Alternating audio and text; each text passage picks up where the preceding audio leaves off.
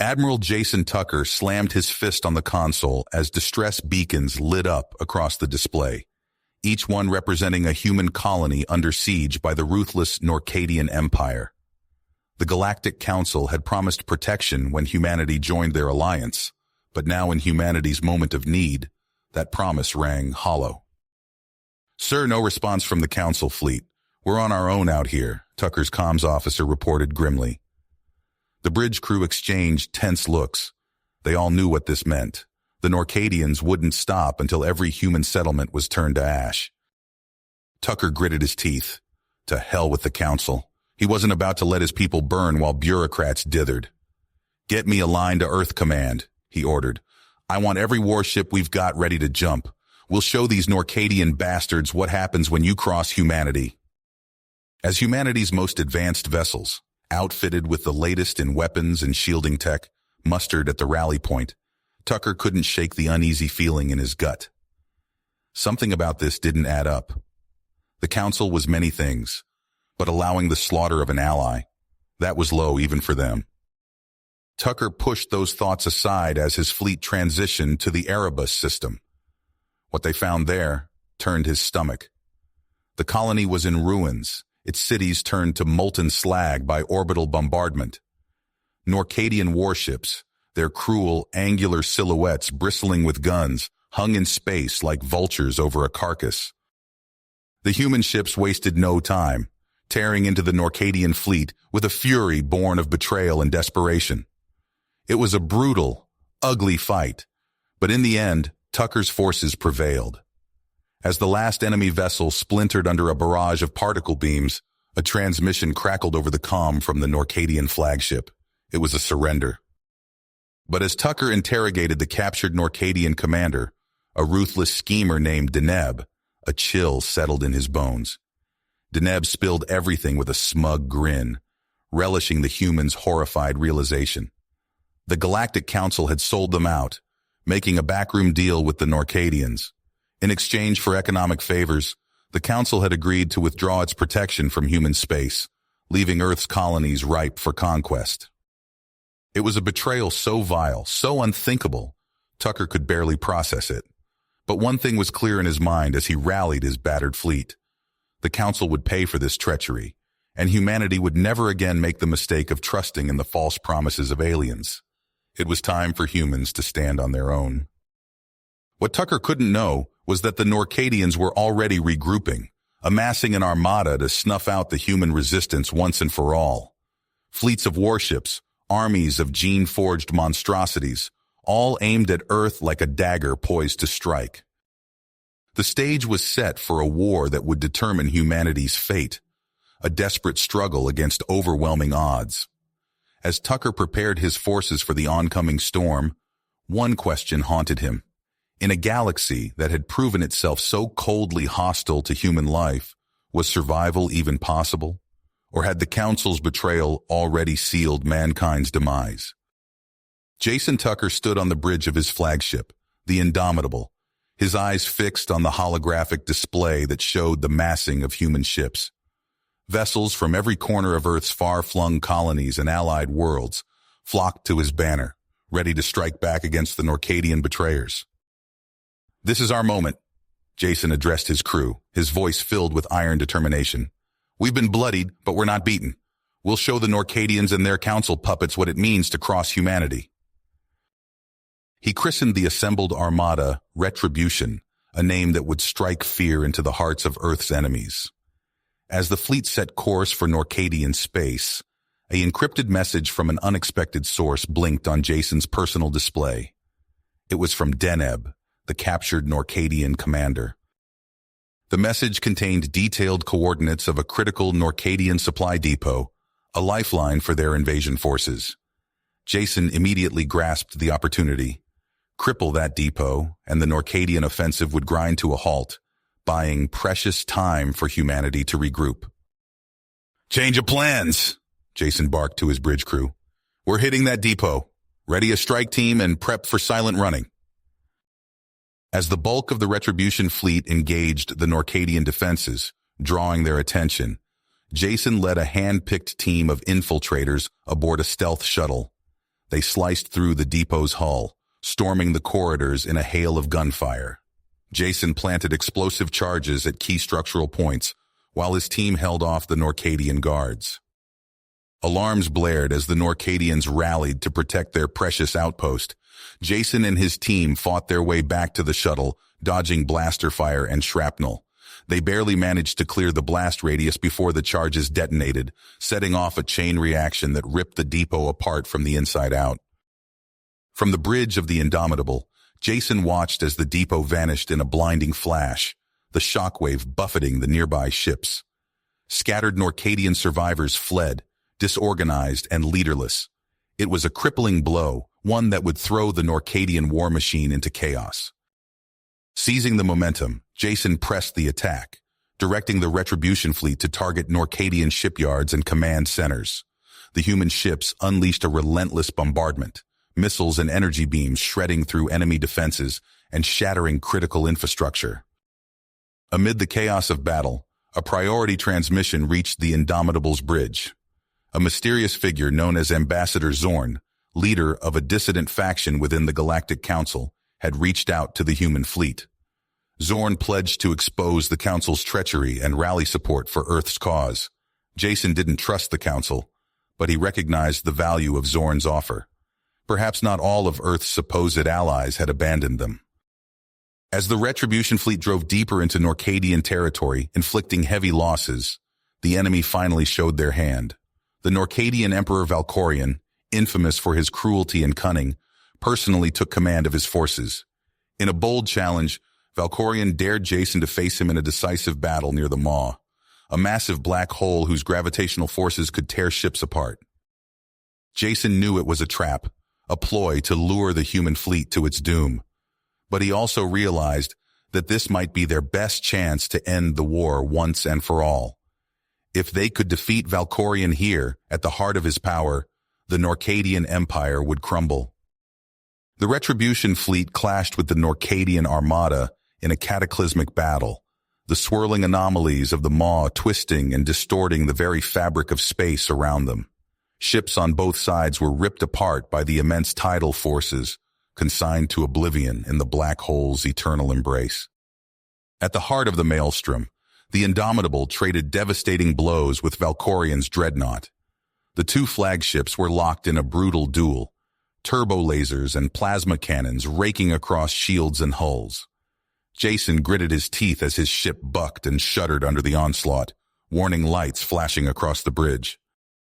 Just as the Indomitable's defenses were about to give out under the relentless pounding, Deneb's ship hurtled out of the chaos, placing itself between Jason's flagship and Valkorion's killing blow. Deneb's vessel shattered under the barrage, a final sacrifice to buy the humans a fighting chance. Seizing the opening Deneb had given him, Jason rallied the Indomitable's crew for one last push. Diverting all power to engines and weapons, they surged forward, unleashing a full alpha strike on the Norcadian dreadnought's weakened flank. The concentrated fusillade punched through Valkorion's shields and tore into the ship's innards. Explosions blossomed across the dreadnought's hull as it listed out of control, disintegrating into a cloud of debris. In his final moments, Valkorion appeared on the console, his face twisted with hatred even as his bridge burned around him. "This is not the end," he snarled. "The Norcadian Empire will rise again, and we will burn your worlds to ash." Jason watched grimly as Valkorion's transmission cut out, the once mighty dreadnought consumed by the fires of its own destruction. The Norcadian fleet, thrown into disarray by the loss of their emperor and flagship, began to break and flee before the resurgent human onslaught. The Retribution pressed its advantage, harrying the retreating Norcadians and blasting apart any ships too slow to escape. It was a decisive victory, but one that had come at a heavy price. Jason looked out at the gutted wrecks and drifting debris fields that littered the battlefield, a somber testament to the lives lost on both sides. As the Indomitable limped back from the front lines, Jason received grim news. Ambassador Zorn, the Council turncoat who had aided humanity, had been assassinated by unknown forces. The Galactic Council was in a storm of chaos and division just when the human fleet needed a reckoning. The shattered remnants of the Retribution fleet limped back to Earth space, their hulls still bearing the scars of the cataclysmic battle at the Maw. Admiral Jason Tucker wasted no time. He issued orders to every human outpost and colony, from the bustling shipyards of Mars to the farthest frontier worlds. "This is Admiral Tucker. We've bloodied the Norcadian nose, but they'll be back. I want every colony fortified yesterday. Planetary shields, defense platforms, minefields, the works, and get those shipyards running hot. We need to replace our losses and then some." Across human space, a frenzy of activity erupted. Construction drones swarmed like insects, assembling orbital defense stations. Massive shield generators hummed to life on a dozen worlds. In the orbital shipyards of Titan, sparks flew as workers toiled around the clock, churning out frigates and destroyers to bolster the battered fleet. Jason paced the bridge of the Indomitable, studying tactical readouts. A chime announced the arrival of an unexpected visitor, Deneb, the defected Norcadian commander. The alien's face was a mass of scar tissue, burns from his sacrifice at the Maw still healing. "Admiral," Deneb's voice rasped, "I have information on Norcadian fleet deployments and tactics. It may prove useful in preparing our defenses." Jason nodded, gesturing to a nearby console. "Show me." For hours, they pored over star charts and tactical simulations. Deneb's insights proved invaluable, highlighting vulnerabilities in Norcadian formations that human sensors had missed. "Why are you helping us?" Jason finally asked. Deneb's alien features twisted in what might have been disgust. "I've seen the depths of my people's brutality, the atrocities committed in the name of expansion. I can no longer be part of it." Meanwhile, light years away on Magna Dacris, the Norcadian homeworld, chaos reigned. The Emperor's Council convened in an emergency session, their voices rising in heated debate. "We must sue for peace," a moderate counselor shouted. "This war will be our ruin." Overlord Vicandus, his cybernetic eye glowing with malevolent purpose, smacked his head on the table. "Peace? After this humiliation? No, we will unleash the Xenocide and wipe these human vermin from existence." The council chamber erupted into pandemonium. Vicandus's loyalists drew weapons, gunning down the moderates before they could react. Within minutes, the coup was complete. Vicandus stood over the bodies of his rivals, his voice cold. "Accelerate the Xenocide project and begin fortifying our defenses. The humans will come, and we must be ready." Back on Earth, Jason received the news of the Norcadian coup from Deneb's intelligence network.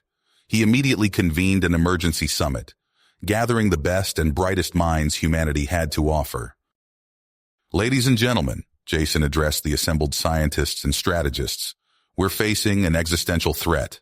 The Norcadians are developing a bioweapon called Xenocide. We need countermeasures, and we need them now." As the summit worked feverishly to find a solution, Jason was interrupted by an urgent communique. Alien envoys from a dozen worlds sought an audience. Wary but intrigued, Jason agreed to meet them. The envoys, a diverse collection of species, spoke of their disillusionment with the Galactic Council's betrayal. "We propose an alliance," a tentacled being gurgled through its translator. "Together, we can stand against the Council and the Norcadian threat." Jason weighed his options carefully. Trust had burned humanity before, but this opportunity was too good to pass up. "Very well," he nodded. "Let's discuss terms." Even as diplomatic talks progressed, Jason put his next phase into motion. He summoned his most trusted operatives, including his protege, Lieutenant Evelyn Rhodes. "Your mission is to infiltrate and sabotage key Norcadian research facilities," Jason briefed them. "Hit their bioweapon labs, slow down the Xenocide project by any means necessary." Evelyn's team deployed under cover of darkness, their stealth shuttles slipping past Norcadian patrols. They struck simultaneously at multiple facilities, planting explosives and stealing vital data. In one lab, Evelyn made a chilling discovery. She downloaded files that revealed the Galactic Council's involvement in the Xenocide project. "Oh my God," she whispered, her hands shaking as she transmitted the data back to Jason. When the evidence reached him, Jason's face hardened with cold fury. Without hesitation, he opened a galaxy-wide broadcast channel. "Citizens of the galaxy," his voice rang out across countless worlds. "I have proof of the Galactic Council's ultimate betrayal.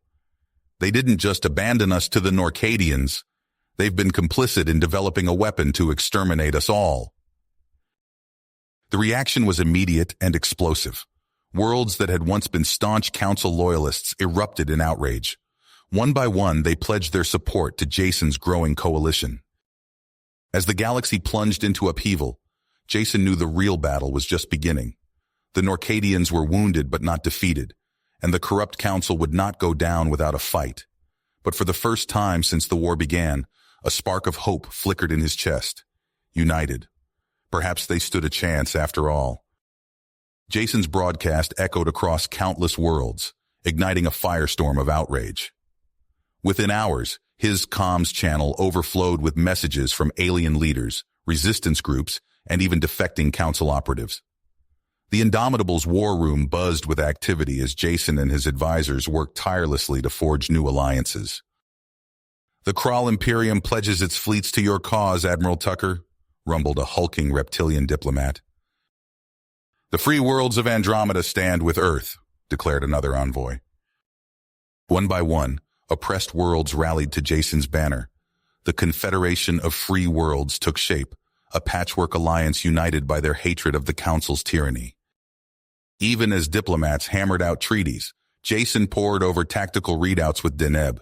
The defected Norcadians' insights proved invaluable, highlighting vulnerabilities in Magna Decris's supposedly impregnable defenses. "There," Deneb pointed to a schematic. "The planetary shield generators. Hit them here, here, and here with precision strikes." Jason nodded grimly. "Good. We'll only get one shot at this." Across Confederation space, shipyards worked at a feverish pace. Swarms of construction drones welded hull plating and mounted weapon systems on sleek new warships designed to Deneb's exacting specifications. On a dozen worlds, recruitment centers overflowed as volunteers lined up to join the Confederation's ranks. Cargo ships groaned under the weight of munitions and supplies bound for the front lines. Jason authorized a series of lightning raids against Norcadian outposts. Elite commando teams struck with surgical precision, crippling shipyards and severing vital supply lines. The Norcadian war machine, already reeling from its defeat at the Maw, began to sputter and stall. On Magna Decris, Overlord Vicandus snarled at his assembled generals. "Accelerate the Xenocide project. I want it operational within the week." As Vicandus ranted, teams of Norcadian engineers transformed the planet into a jam-packed fortress. Orbital weapon platforms took shape, their massive cannons gleaming in the starlight. Swarms of robotic mines seeded the surrounding space, creating a deadly gauntlet for any would-be invaders. Vicandus sneered at reports of the growing Confederation. "Let them come. They'll break upon our defenses like waves upon stone." In the final hours before the assault, Lieutenant Evelyn Rhodes led her covert team towards Magna Decris's heavily guarded bioweapons facility. Clad in stealth suits, they slipped past patrols and deactivated security systems. "Almost there," Rhodes whispered as they reached the heart of the complex. A vicious firefight erupted as Norcadian guards swarmed their position. Rhodes's team fought with desperate intensity, buying her enough time to reach the central vault. With trembling hands, she retrieved a vial of sickly green liquid, the Xenocide virus. As alarms blared and reinforcements closed in, Rhodes realized with sinking dread that there was no way out. "Sir," she radioed Jason, her voice steady despite the chaos around her. "I'm transmitting the viral data now. Use it well." Jason watched grimly as the data streamed in. "Understood, Lieutenant. Your sacrifice won't be in vain." He turned to his chief scientist, Dr. Khalid Sadiq. "Doctor, I need you to analyze this virus. Find me a weakness we can exploit." Sadiq nodded, already immersing himself in the complex genetic data.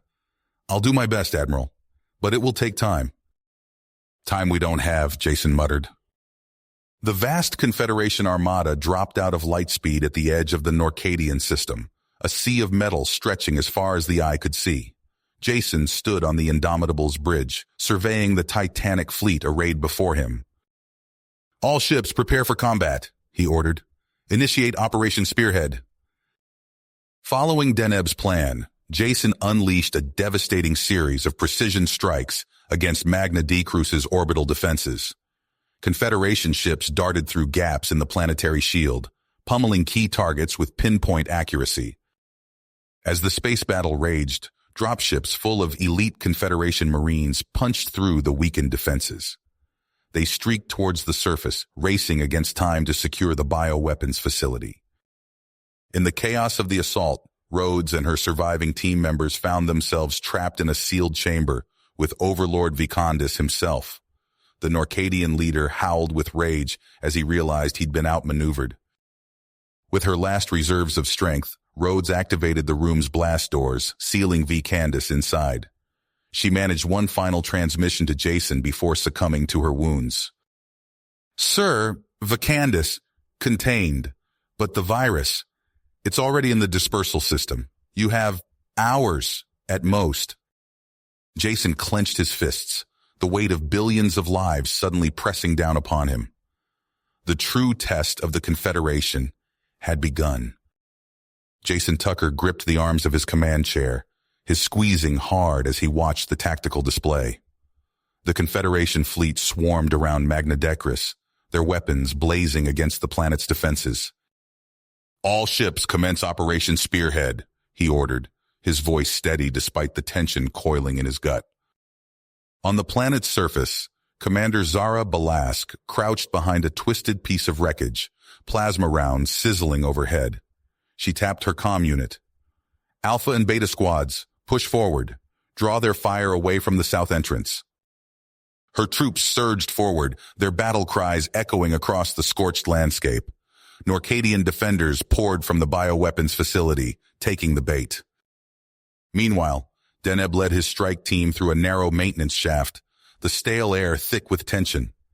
They emerged into a dimly lit corridor, weapons at the ready. "Move fast, stay low," Deneb whispered, his scarred face set with grim purpose. The team advanced, encountering sporadic resistance. Deneb's plasma rifle spat blue fire, cutting down Norcadian guards with surgical precision. In the facility's central lab, Dr. Khalid Sadiq hunched over a console, his fingers flying across the keys. Streams of data flowed across the screen, a dizzying array of genetic markers and molecular structures. Come on, he muttered, sweat beading on his brow. "There has to be a weakness." Suddenly, his eyes widened. "Admiral Tucker, I found it. The virus can be neutralized by—" A thunderous explosion rocked the facility. Alarms blared as Vicandis' voice boomed over the intercom. "You're too late, humans! Witness the power of Xenocide!" Outside, a sickly green mist began to spread across the planet's surface. Zara watched in horror as her troops began to convulse, their bodies twisting and warping before her eyes. "All units, fall back!" she screamed into her comm, but it was already too late. Deep within the facility, Deneb found himself face-to-face with Archon Kolnari. The two Norcadians circled each other, years of shared history hanging between them. "You betrayed everything we stood for," Kolnari snarled, lunging forward with a vicious right hook. Deneb ducked under the blow, countering with a quick jab to Kolnari's midsection. "No, old friend. I remembered what we truly stood for." Their fight carried them through the facility's winding corridors, a brutal dance of fists and fury. Blood spattered the walls as they traded blows, neither willing to give ground. In orbit, Jason received Dr. Sadiq's frantic transmission. "Stealth Corvette Whisper, you are clear to approach. Get that radiation array on that reactor now." The sleek ship slipped past the planet's defenses, latching onto the facility's exterior. Inside, Deneb saw his opening. With a final powerful strike, he sent Kolnari crashing to the floor. "I'm sorry," Deneb said softly, before sprinting towards the reactor core. His hands flew over the controls, activating the radiation array. A high-pitched whine filled the air as energy surged through the facility. On the bridge of the Indomitable, Jason watched the sensor readings with growing dread. The xenocide virus was breaking down, but a portion had already escaped into the upper atmosphere. "Sir," his tactical officer said quietly, "what are your orders?" Jason closed his eyes, the weight of billions of lives pressing down on him. When he opened them again, his voice was barely above a whisper. "Initiate the Pyre Protocol." The Confederation fleet opened fire, their combined firepower turning Magnadecris into a sea of molten rock. As the planet burned, Jason Tucker stood alone on the observation deck, watching the destruction he had wrought. You have reached the end of the story. If you enjoyed this story and want to support us, please leave a like and subscribe to our channel, and for every comment that says 88, I will heart every single one of them. Thank you for your time.